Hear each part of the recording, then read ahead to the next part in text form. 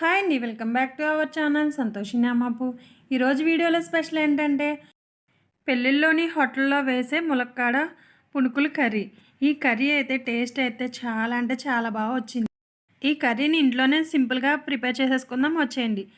ఒక స్పూన్ జీలకర్ర, ఒక స్పూన్ ధనియాలు, ఒక 4 ఇలాచి, 4 లవంగాలు, చిన్న దాల్చిన చెక్క, చిన్న స్టార్ ఫ్లవర్ వేసుకుని మిక్సీ జార్లో వేసుకుని బాగా మెత్తని పేస్ట్లా మిక్సీ పట్టేసుకోండి.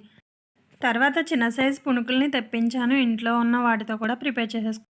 తర్వాత స్టవ్ వెలిగించుకుని స్టవ్ మీద ప్యాన్ పెట్టుకుని ప్యాన్లో ఆయిల్ వేసుకుని ఆయిల్ మరిగిన తర్వాత పచ్చిమిర్చి, ఉల్లిపాయ ముద్దను వేసుకుని గోల్డెన్ బ్రౌన్ కలర్ వచ్చేంత వరకు ఫ్రై చేసుకోవాలి.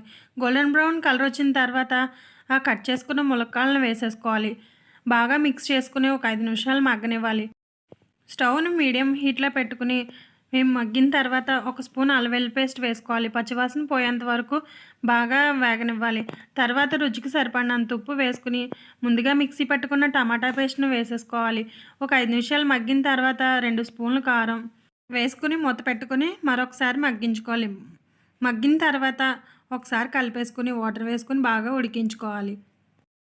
ములక్కాడలు 80% ఉడికిన తర్వాత తెప్పించుకున్న పునుకుల్ని అందులో వేసేసుకోవాలి.